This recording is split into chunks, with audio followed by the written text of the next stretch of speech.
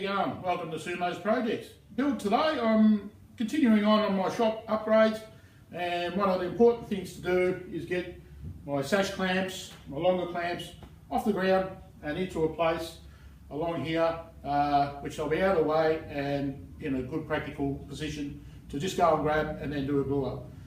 So let's get cracking and see what we can make of this.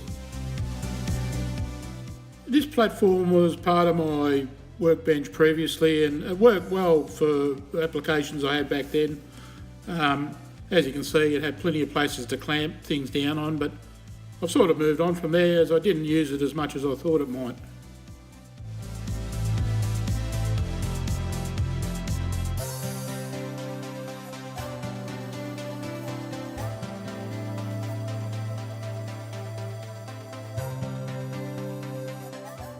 In total, I have about a dozen clamps I use for my glue ups.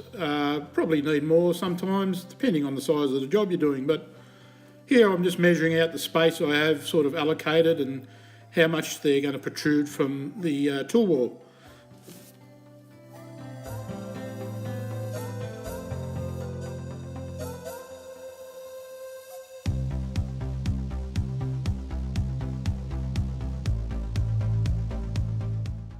It's always best to allow for a little bit extra in case you do get more clamps. Make your markouts roughly on your toolboard.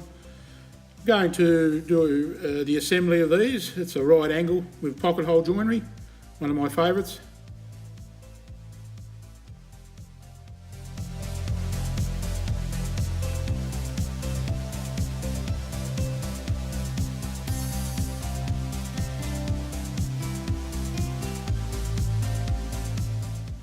I'm nearly doing a complete bevel cut here, 35 degrees.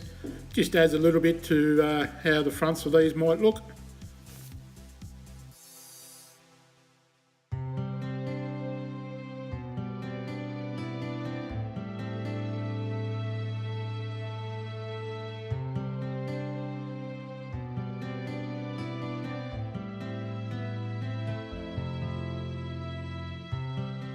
So squaring everything up and attaching the pocket hole screws.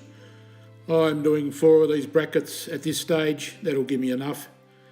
Now setting up to do a 45 degree cut. These are the cross sections, they just add a little bit further bracing and they hold pretty steadfast once they're in place.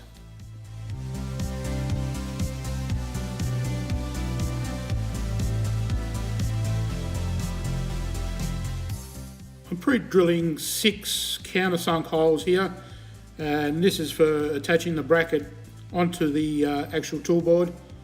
Just getting a rough mark here where I want them positioned, and a matter of just driving in some 3-inch screws.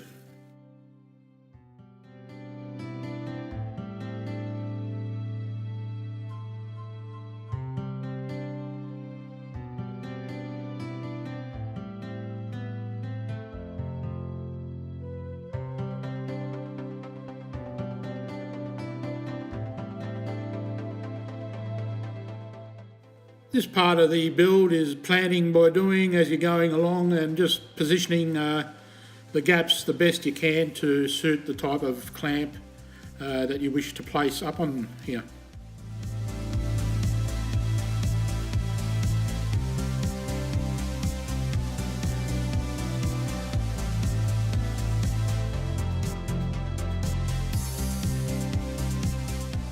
So these cross-section supports, they slide into place. I've cut them to the size that I need them at to give me maximum rigidity, and just driving 2 screws in both the top and bottom.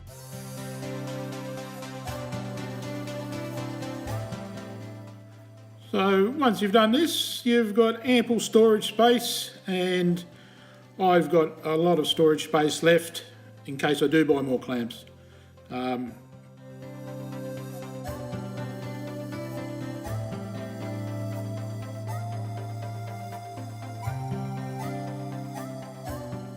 So there you go.